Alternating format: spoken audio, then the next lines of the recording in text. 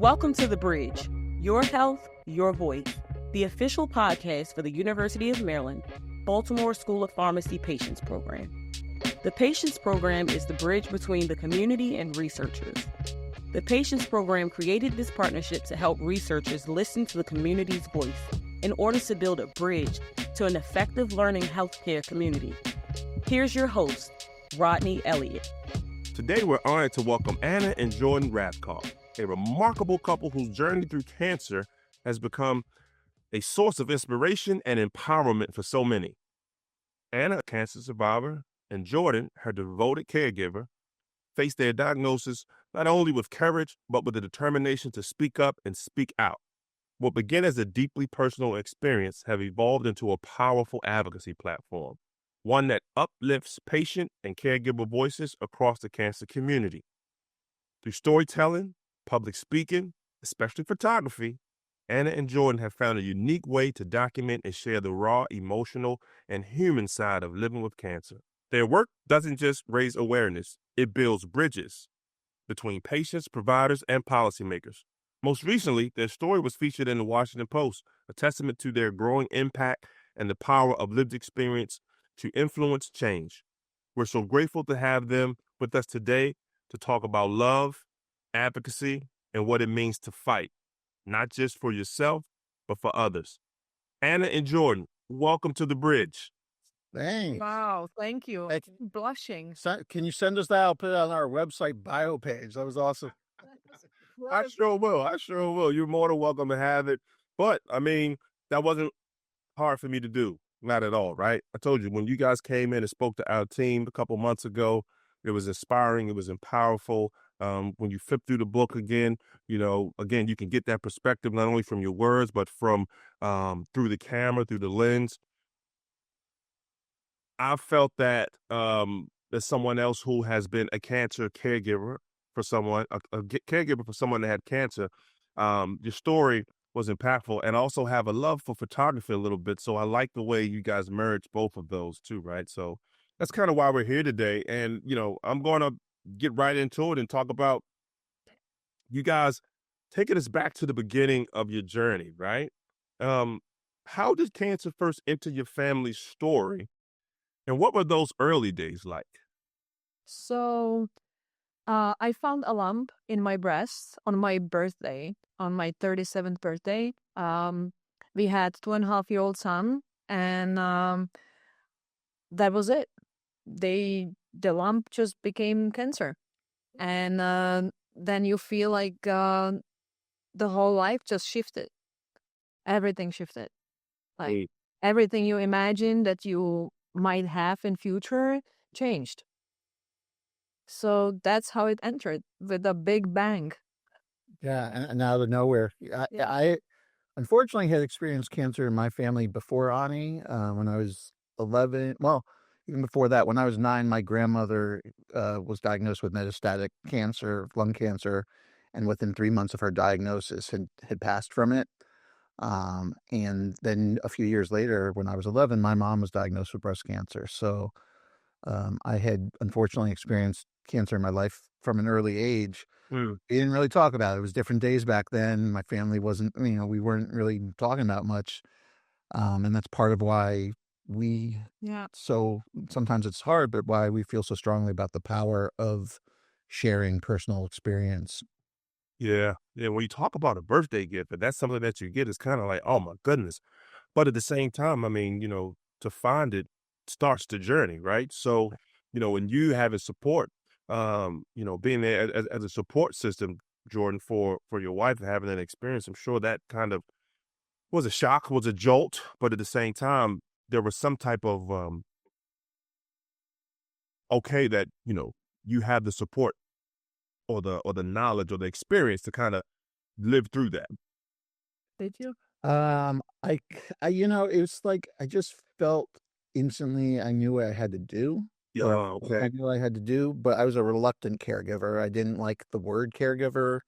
I still have an awkward relationship with it. I didn't even really know what it meant. And I realize now, looking back, that, you know, we all care for each other Yeah. at different points in our lives. And Yeah.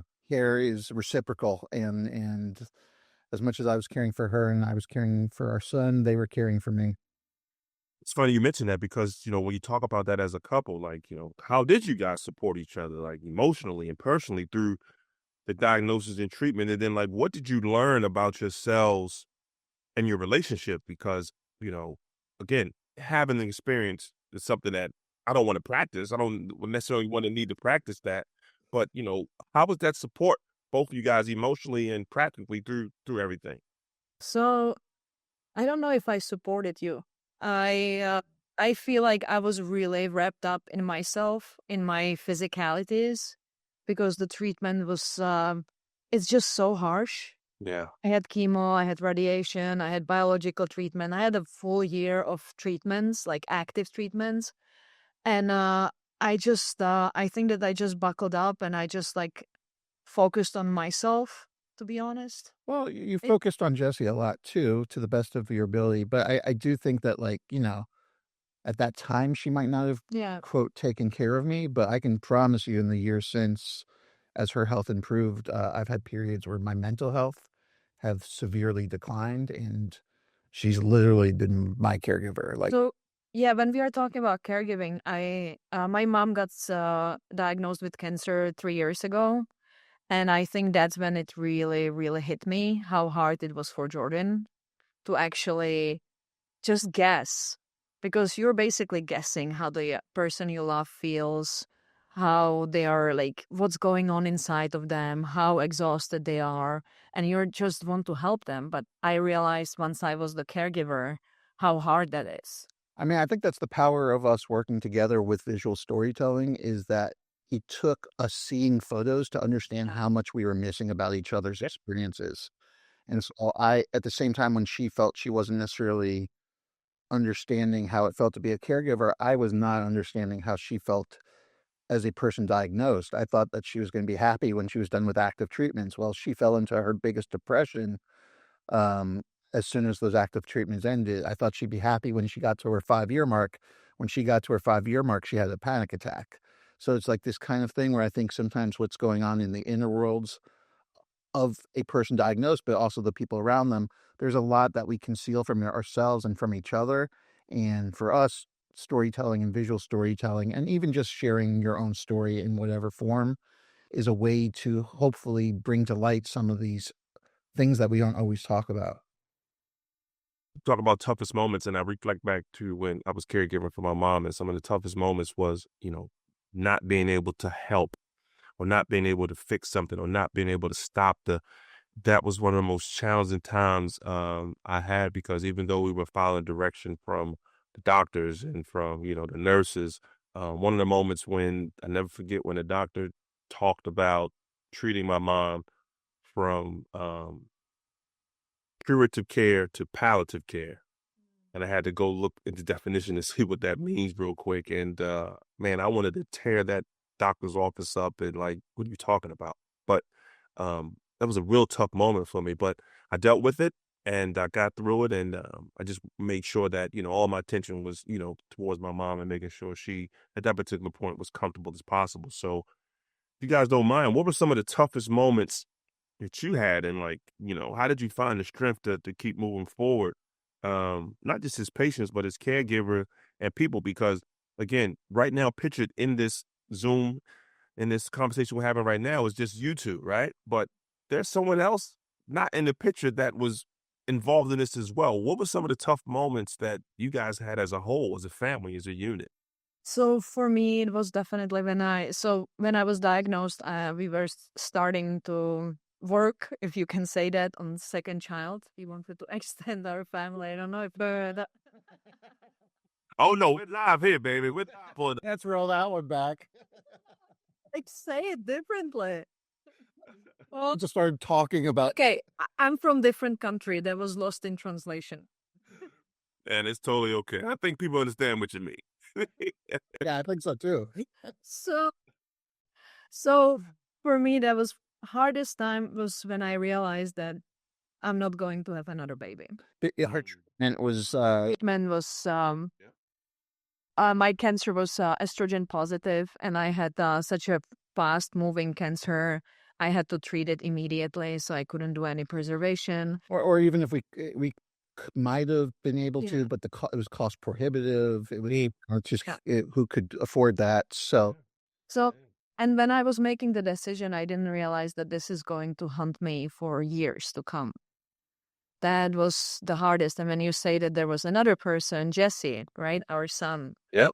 and what really for me was one of the toughest moments was actually about like, was it 6 years ago when he started to be around 4 or 5, and he started to cry because he wanted to have a sibling. And he told me one night that, Mommy, I would be such a good big brother.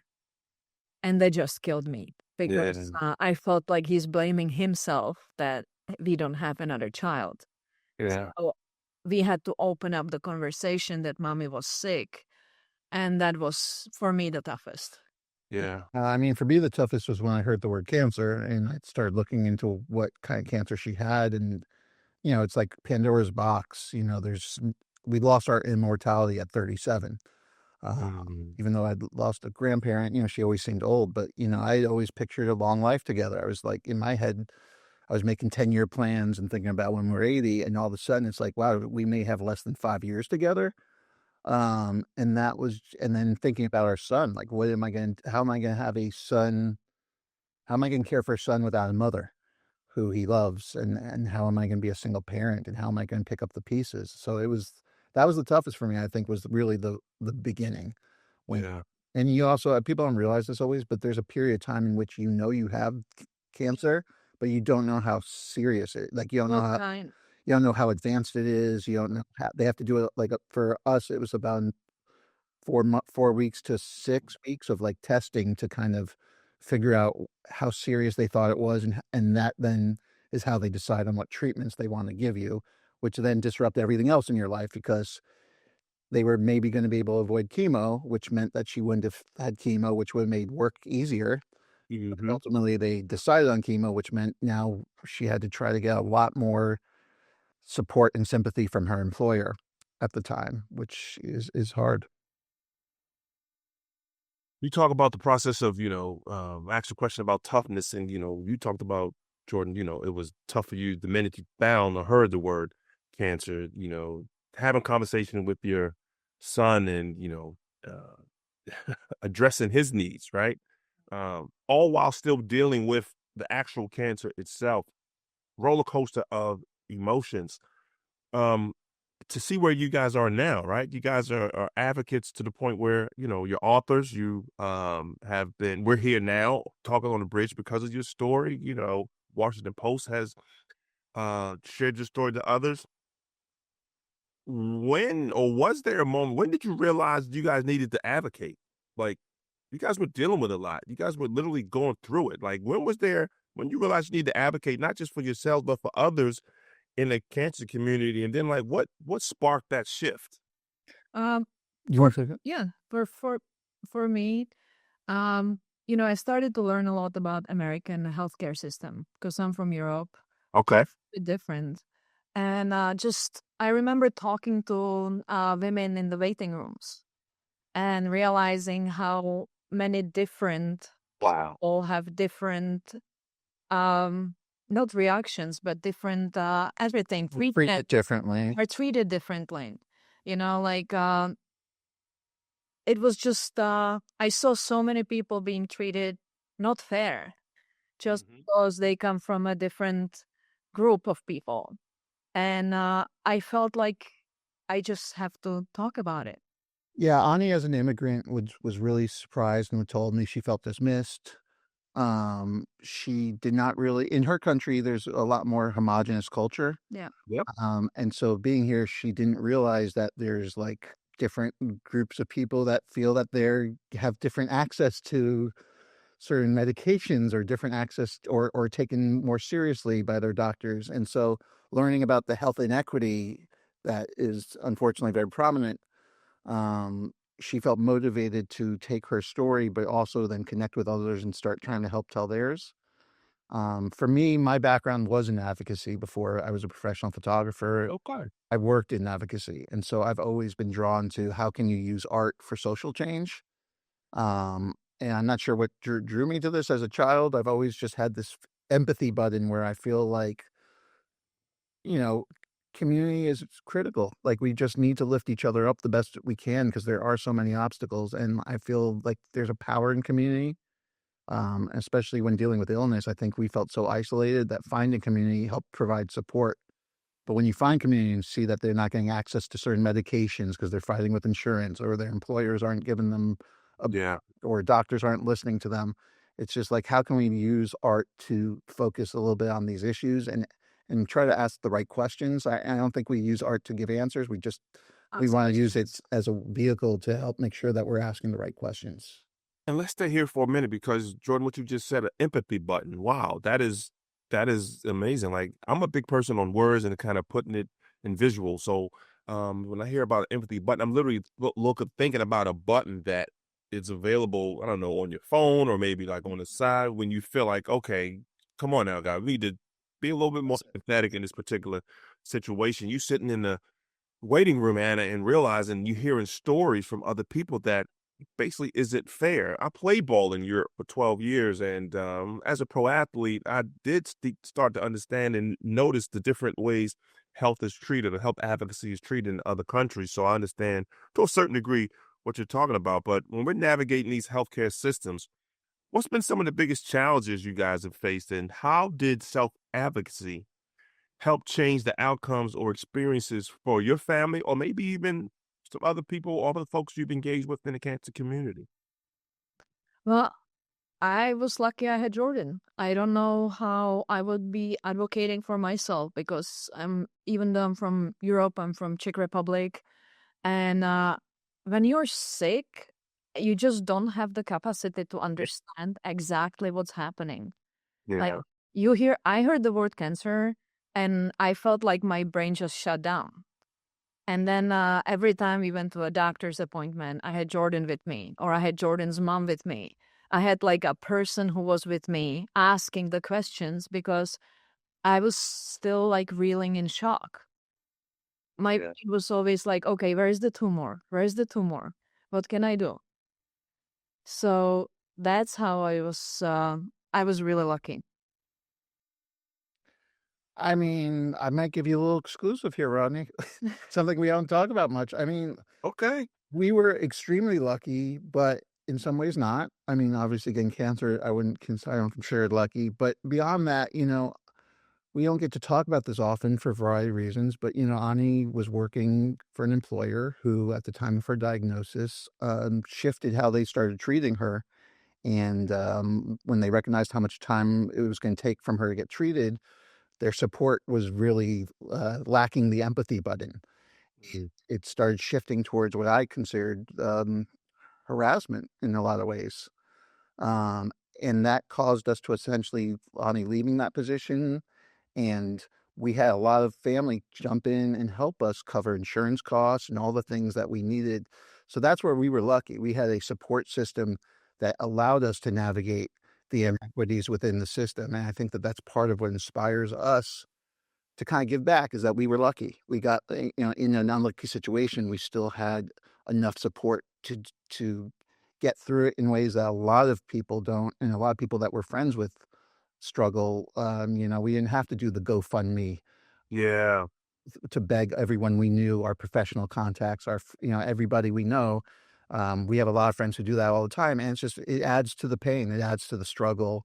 There's so much shame and embarrassment for people to hit such a low with disease and then have to expose to the world that they're broke on top and can't afford and rely on the kindness of their community because the system is failing them. It's so important to have a support system when you're going through issues like that because I remember my mom sharing with me one day when she heard I actually was still overseas playing ball, but she went to a doctor's appointment and the doctor said that she had cancer. And I don't know if you guys are familiar with Charlie Brown, the commercial or the cartoon Charlie Brown. There's a point where the teacher talks to Charlie Brown like wah wah wah wah wah, and like you really can't understand what they're saying. And she said after he said that, she said she heard him, but she couldn't really understand what he was saying after that.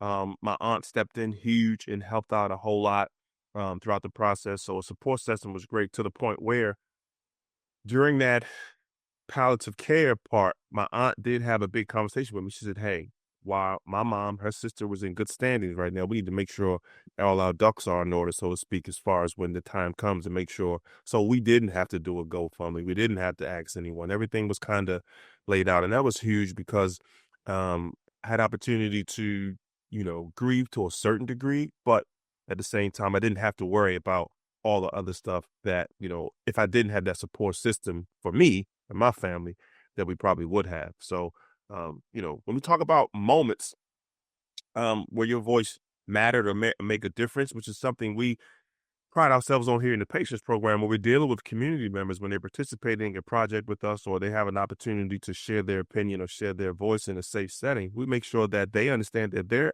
opinions matter. Their lived experiences are just as important as the researchers that they're working with and all the things that they know.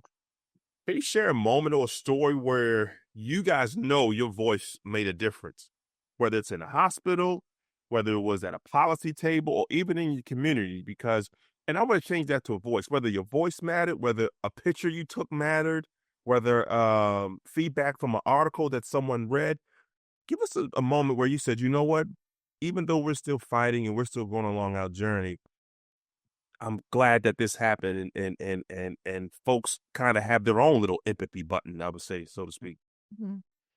Well, for me, like there was one woman wrote me once when she saw my photos, and she wrote me that she she was thanking me for the photos I took of our family and our experience, and she said, "Now I understand how my mom felt when I was small and she was diagnosed with cancer. Thank you for that." And that for me that was the moment. I had a moment last year where we were giving like a keynote at a event with Susan G. Komen, and a woman who was in attendance who had been living with stage 4 cancer came up to me at the end, and she's like, "Well, I never even thought about what my husband has been feeling until I just saw your photos and listened to you talk, and like this is going to change how we talk moving forward, because I just assumed he was good, but like I'd never asked him, and I'm going to go home and ask him." And that's like why we do what we do, because it's like we couldn't find, as much as I said we had that support, we had a lot of the support you need, and at the same time we felt really alone, really isolated, and really scared. And so when we hear other people tell us they feel those things too, but that somehow our work makes them feel more seen, Yeah. opens up a conversation they were scared to have, but saw that we were willing to put it into the world. That really is what, for me, makes this worth it, because it's not easy to put our stories. I think that's something else. I hope more people understand. It's very vulnerable for patients to share their experience. Yeah. I know so many people who deal with illness, not just cancer, who don't even want to talk about it publicly because they're afraid of how it might impact their social relationships or their employment. And a lot of people go through that. There is very real illness discrimination that occurs and so it's been hard to share our story so much in some ways, but when you hear it actually makes a real difference for a person in their life in such a meaningful way, that's when it kind of feels like, all right, let's keep pushing on and doing this. Yeah. I'm just sitting here thinking about, I was flipping through your book, and I may have sort of in an article as well where there was a picture that Jesse took of you two that wasn't clear. It wasn't edited well or anything. Again, it's child taking a picture, so it wasn't perfectly clear like something you would put in Sports Illustrated, anything of that nature. But at the same time, um, it was a picture of a perspective of how he saw it. Right. Yeah. What did that picture mean to you when he took it and he shared it and he shared his feelings about that? Like, I just find it really adorable because when you're talking about the angle, you even see that he's short. Like the angle is like up, Yep. right? Yep. Short, very short person was taking the image. And you realize how the short person sees the world around. It was also, he was directing it. I mean, it was Yeah, like, he one was. of us, the kid, he was like actually directing the scene, which was cool, because he actually hasn't shown that much interest in photography. Yeah. But that time he did, and it's funny now because he has his iPad and stuff, and so he just like He takes selfies. he takes a lot of himself. He's very focused on himself, apparently. That the outside world doesn't interest him. Yeah, no, but I don't know. I think it's very important to have his voice. That's why we put Yes. there, because it's not just me and Jordan, but for me, like when I got sick, Jesse was the engine. He was the North Star. For both of us. Yeah, I know, for both of us. He was the person that we would do anything to stay here as long as possible. Like just anything. And not just to stay here, but to be our best selves to the best of our ability. So like when I've started to fall into deep depressions, which I have in the many years since our diagnosis, what helped me motivate myself to get therapy, to maybe even try medication, to just try to get myself out of that chair, was I had this son who I don't want him seeing me like this. And I don't want it to turn to anger, and I don't want like me to start yelling at the family or acting like a jerk. And like he was the thing that inspired me to stay healthy and get healthy, because without him, if I'm being honest, I might have allowed myself to slide into anger. Yeah. Yeah, you're a father, you know how it is. Like, it's so much easier to argue with your partner. Like, I remember we had like a period of time when we had really hard time communicating with each other. Oh, yeah. But there was Jesse. So we couldn't just fall apart. So we started a therapy too together. I mean, I think that's what's interesting about illness is like, even in I feel like we had a fairly strong relationship, and we do have a strong relationship, but even back then I felt like we did. But illness can put strain even on the strongest of relationships, because there's so many things out of your control. There's so many emotions. There's so much fear. We were lucky that we're both photographers, because that was our way of processing what we were going through and communicating before we were willing to actually sit down with a therapist together and actually talk it out in a much more direct way. Yeah. Photography was a tool that allowed us to even recognize that we did need to have some conversations we were not having. That sounded like that was a productive or positive outlet for you both to share your story, because, illness does bring a lot of things out. I tell people all the time when I share the story about my mom passing, 2012 was one of the worst years of my life as a son, as a father, as a friend, as a partner, because when I wasn't caring or aiding or helping for my mom, I just was doing anything and everything just to kind of cope and deal with all the levels of emotions. And it wasn't until my son kind of was going through some stuff himself that made me say, you know what, you got to buckle up. You got to talk to someone, have a conversation, because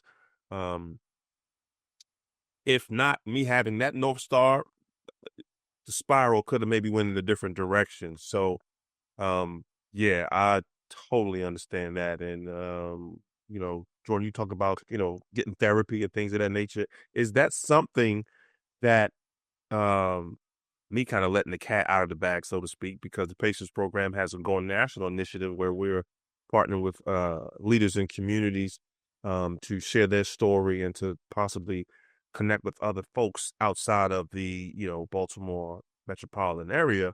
And Anna and Jordan will be two of those partners who we will be partnering with going forward. Is that something that you're looking forward to, working with the Patients Program? Or if not, what are some of your goals and dreams for the impact that you would like to have going forward? I mean, what you're doing with the Patients Program is what I wish everyone was doing with patients, which is you're giving patients a platform to express themselves, to share their experience, and help lead and guide the conversations that happen from that point on. Whereas so many times in just our experience, it kind of is a top to bottom thing, where even though everything revolves essentially around the patient and their family and the caregivers, the decisions, it's supposed to trickle down. And so rarely do the patients get treated with the respect I think that they really need to be. You guys do that. So I'm super excited to be finding ways to work with you. One area, though, that I'm really excited about potential is your focus on mental health. Yeah. I think that that's probably been one of my biggest focuses since Ani's illness, is that I've realized how taboo that still is. And especially I felt as a man that was really difficult for me to speak openly about, was feeling vulnerable and weak. And that's really for me a kind of mission of mine, is actually I want to normalize that. I want other men to see some of themselves in my story so that they feel like, you know what, it's cool. I can admit that I'm struggling a little. I need a little help. There's no shame in that. I'm excited about the potential to help support you in your efforts to do that, because no matter what disease you have, what illness you have, I can guarantee you there's going to be some mental health component tied to it. I feel that system too often distinguishes between physical health and mental health, as if the body and mind are not Connected. You connect, like there's like one doesn't work without the other. And I don't know why we always separate these things. I don't know how you could have good mental health, or great mental health, if you're not in good physical health, or if you're really struggling that way, and vice versa. Yeah, I agree with Jordan. I love what you're doing. I love that you're empowering people. And that's very important, because as a patient, you feel like the power is taken away from you. Nobody's listening to you. They're telling you how you're supposed to feel. They tell you, oh, you will feel this way. You will feel that way. Nobody asks you actually, like, what is going on really, for real, you know? Cool. And I am big on mental health too. So I come from Czech Republic, and growing up, there was no mental health support. I am actually, Jordan's the one that's more connected to his feelings. I'm working on it. I have been doing it since I moved here. And I can see how bad mental health can destroy families, my own included, when I was a child. When my father was not dealing with his mental health issues, and how bad it was for the whole family, and still is, the impact it has on people. So I am really, really big into supporting mental health. And I think that's very needed. We've heard those conversations a lot. I know part of my role as an engagement specialist is out and about in the community. And, when I go out and talk to folks about participating in research or research education, things of that nature, and I ask them a question like, what topic would you like to talk about more, or maybe even have more information or resources on? And mental health is definitely up there, if not number one, definitely number two when it comes to resources that our community needs. When it's associated with dealing with, a particular disease or a particular ailment or things of that nature. So exercising the body is important, looking good in your clothes and all that, but also exercising the mind and making sure things are okay and understandable up top. Is good. And not everyone can exercise their body, right? So it's like That too. dealing with illness and disease and stuff, you might not have your physical capabilities, which even further makes it so that your mental health is kind of really critical, because I can't tell you how many people we know who have lost their physical abilities or have had serious impairment, and they are really depressed about it, because it's a grief. It's it's a version of grief. You're grieving the person you were, who you may not return to, and now the person you will have to be. And for a lot of people we know, that's a very painful transition. Yeah. And you as an athlete, you know that you can exercise your body, but without your mind, you can never achieve anything. You can be the strongest person, but if you fall apart, then you will never achieve the goal that you want. Yeah, right? Like Kobe, they say, why was he one of the best? Because he had the Mamba mentality. Kobe Bryant, one of my best athletes. I'm never a who's my favorite team kind of guy, but I'm definitely a favorite player guy. And Kobe ranks up there because he could go into a different level and lock in.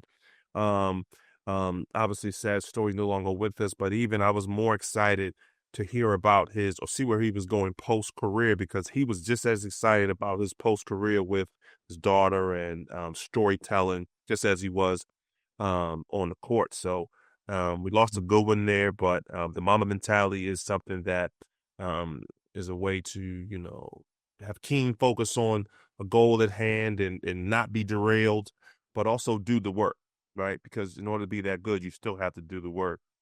Looking forward to what's to come. I could sit and talk to you guys forever, but one I could say that. I know it's fun. Looking forward. Yeah, he's kicking.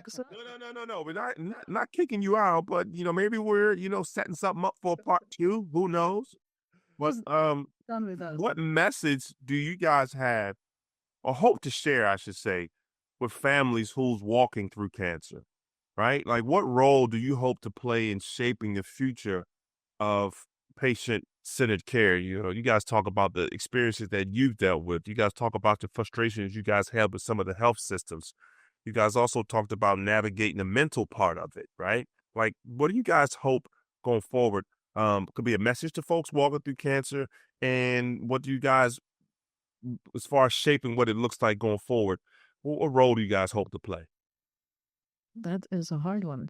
I I can jump on that one because Go ahead. I started a nonprofit last year called the Patient Caregiver Artist Coalition. Moving forward, what I'm trying to do and want to do is bring together people with lived experience of disease, but who believe and understand in the power of art as a tool for healing Love it. and also for bringing communities together. Because I think that we've been in a political climate for the last decade or two where there's so much division between people, and where we can see, but illness doesn't discriminate, and we all experience hardships. And what I found is actually a lot of us are much more aligned than we realize sometimes. So I think we need more connecting with each other and less divisiveness if we want to all feel better in our lives with illness. And so that's kind of a goal for me, is how can we use storytelling and art to help people feel seen, help push that empathy button, and ultimately affect change so that everyone benefits. And for people who are going through it, I mean, that's so hard, right? To tell people. I can tell what we did, and that we documented what we did because we had our cameras, but we also started to talk to each other. And I think that was very important to realize that even though we were together, I sometimes call our project Alone Together, because we did feel alone, even separated from each other. Yep. And I know it's one of the hardest things to do is actually sit down and, I don't know, cry together. Like, Yeah. really. And it's not just for us, it's not even illness specific. So when we were visiting the patients program in Maryland, we met with Gail, who's on your team. Yep. And, and her experiences with HIV, and just the connection we felt instantly between each other. Cancer, HIV, obviously extremely different in so many ways, but our experience navigating illness, there was so much commonality. And Yeah. I feel like that's what we really ultimately, that would be our message, maybe, is like, regardless of the disease, regardless of the illness, we have a lot of shared experience, a lot of shared feelings and things that I think we can all connect on a very deep level, especially if we can try to break out of our silos a little bit. Yeah. There's a imaginary light bulb that pops up sometimes in above our researchers' heads, or even our community members, when they recognize just that, right? That there are more synergies or more aligned with each other than they're apart. And you talked about Gail Graham and her story. Any and every time she speaks and shares her story from her perspective, folks flat out get it, right? You can't mimic that, you can't make that up. Just like you can't make up your stories, right? Your journeys, your trials and tribulations, but also your success stories, right? Because Gail has some success stories in her story as well. So spending time with Gail, spending time with you, spending time with other folks who have lived experiences and are able to share them in a way where folks can bring out that empathy button a little bit is something I hope that we can kind of continue moving forward, working with each other. And I want to leave this one thing with you, because you mentioned something earlier, Jordan, talking about how, you guys were planning for and are still planning for, living in your 80s. I ran across something on social media and I took a screenshot of it just yesterday, and it kind of just, boom, popped in my head. An important reminder, every single thing you do today is something that your 80-year-old self would wish they could go back and do. Right. The good old days are happening right now. Exactly. So the good old days are happening right now. You guys are doing fantastic work in this space. Your hard work isn't going unnoticed. Jesse knows it. He sees it. I'm sure he's proud of the both of you. The North Star you guys have in Jesse, keep that right there. The Patients Program has a North Star where we want to make sure that everybody's included in making healthcare systems better and making patient-centered research better. So, and I'm happy and excited to have you two, both working with the Patients Program moving forward. And as always, I want to thank you for your time today, and I appreciate you guys sharing your story on the platform here today. Thank you, really, and everyone on your team. Yeah. You really are just the best. Thank you for listening to The Bridge, your health, your voice. To learn more about the Patients Program, visit our website at www.patients.umaryland.edu.